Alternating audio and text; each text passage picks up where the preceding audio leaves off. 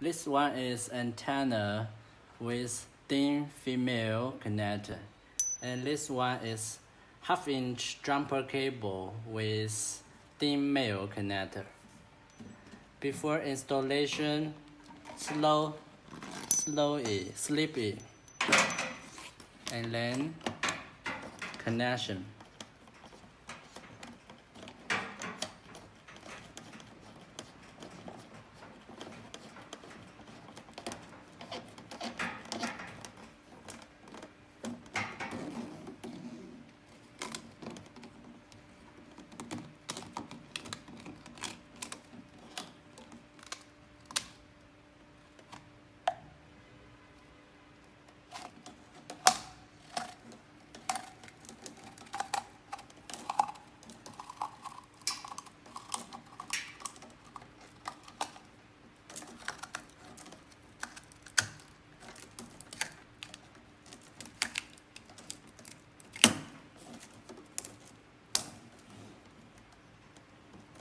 Good.